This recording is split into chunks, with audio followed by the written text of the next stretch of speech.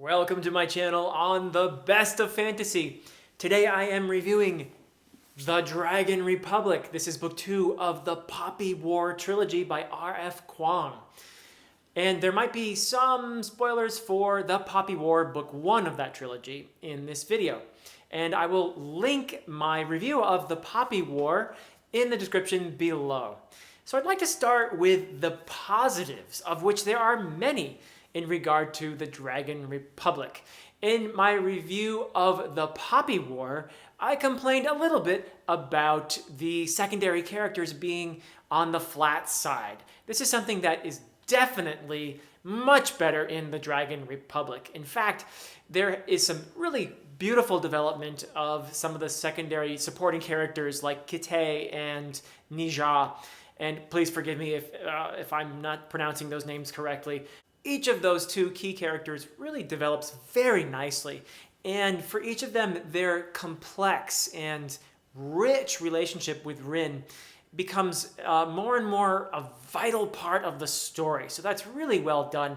And kudos to Kuang for doing, I think, a much better job with the secondary characters in the Dragon Republic. I already loved what she had done with her main character, Rin, in the Poppy War. But I'm really happy to see some good development of some of these secondary characters.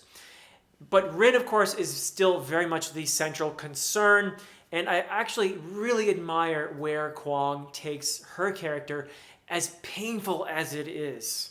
One thing that Kuang does really well in this book is to treat at length the consequences of war and violence and trauma. This is not fantasy where the hero kills swaths of the enemy and then enjoys an ale with some laughs and some companionship without ever dwelling on the consequences. For the first third or more of the book, Rin is directly dealing with the aftermath, the trauma from what happened at the end of the Poppy War. And this includes what happened to Alton, and his presence really continues to loom large for her. And also, it's the horror of what Rin visited upon the people of Mugen at the end of the Poppy War. And if you've read it, you certainly know what I mean. This is just major trauma, and Rin is scarred, and she is desperately seeking ways, mostly unhealthy ways, not to think about what she has done. And she's not always likable, but frankly, winning a popularity contest is not the first priority when you've been through the sort of stuff that Rin has been through. A big part of the reason for Rin's response to the world around her is the politics of what she's fallen into as a consequence of the power at her disposal. While the Dragon Republic doesn't reach the level of complexity and intrigue and betrayal that you have in, say, George R.R. Martin's A Song of Ice and Fire, it is nevertheless very effective in terms of what Kuang puts into the story. A lot of really great twists in here. She skillfully portrays how power and ambition affect people, and as the stakes get higher, how their decisions change, and she in the process really weaves some poignant inner conflict into the characters as loyalties are tested and broken. Friend can become foe, and foe can become friend once the pieces really start moving. Yet another aspect of these books that I really love is the magical system. So along with the Asian-inspired setting, I love how Kuang has incorporated shamanism as the magical system in these books. And it's attractive, but it's also clearly very dangerous. And the gods seek to use and devour the shamans who summon them, making the use of magic a wrestling match, a contest of will with very high stakes. The Dragon Republic develops the already intriguing magical system that we saw in the Poppy War, and it also makes it an even more vital part of the plot. Magic should have consequences. It should never be easy, and Kuang has done an excellent job in that respect. In addition to all these points, I have a lot of respect for the themes that Kuang has successfully incorporated into the Dragon Republic.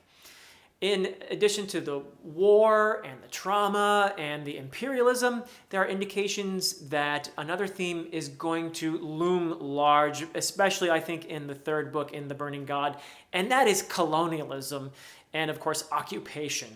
There were hints of colonialism in the Poppy War and some references to the Hesperians in particular. But they have an increased role in the Dragon Republic. And as I said, I have a feeling that Book 3, The Burning God, it's going to be just a huge thing in there, the colonialism of the Hesperians. It is in Book 3, I think, where we'll see the full impact of the theme.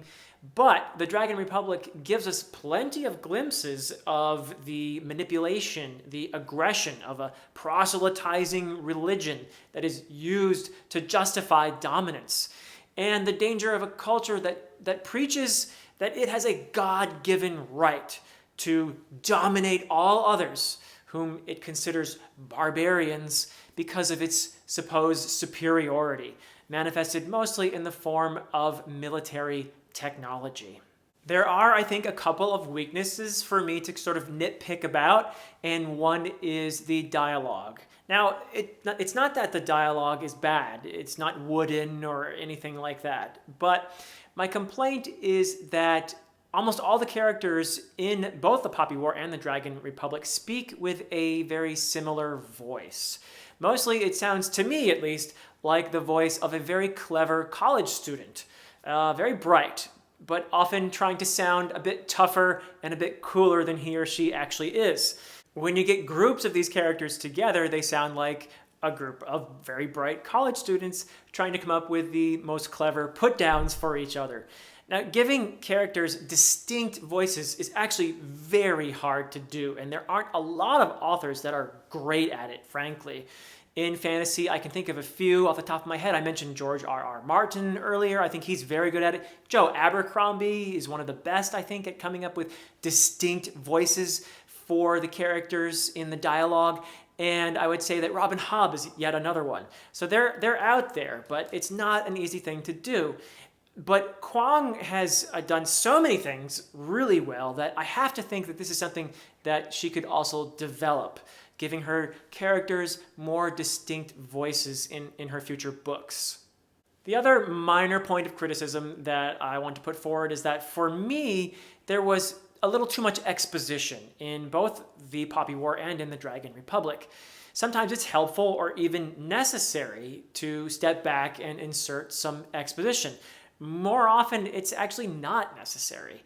And whenever an author steps back from the story to insert background information or to summarize a period of time in the story, it takes away from the immediacy of the story and the pacing. So it's definitely a risk, and it's not something you really want to overdo.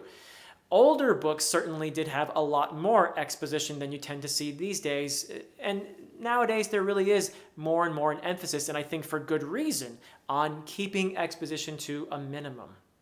One example when the authorial voice sort of descends and, in my opinion, gets in the way of the story happens in the Dragon Republic. And it's where the narrative presence just looms a bit large, and it informs the reader that a couple of the characters, I don't want to say too much detail here because I don't want to have any spoilers, but the narrative voice informs the reader that a couple of the characters have made it back to their destination in a certain number of days, and then the story goes back to the journey that the characters were on, and it relates a point of danger in that journey. But all that immediacy, all that tension is already gone because the reader already knows that these characters made it because that authorial voice has come in and informed the reader already. So I think that you could have easily just deleted that paragraph in the beginning and started right where the moment of danger begins, and you would have had, I think, a better story for it. Minimizing exposition is something that comes with practice, and it is something that takes, I think, a lot of experience to be able to do really well, because I think the natural instinct is to insert that information to try to make it easier for the reader, but in fact, less is more. But, overall, I'm super impressed with this book and delighted with the Dragon Republic, and I am so excited to read the upcoming book 3, The Burning God, which is coming out in just a couple weeks. So I am even going to prioritize that over Brandon Sanderson's The Rhythm of War, I think. That's how excited I am to read the third and final installment in the Poppy War Trilogy. But next week, I'm going to be continuing my Malazan journey. I'm going to read the next book in the Path to Ascendancy. This is Dead House Landing by Ian Esselmont. Very excited to continue with the Path to Ascendancy. That's something I need to finish soon so that I can begin my Malazan reread. So I hope you'll join me for my next review. And until next time.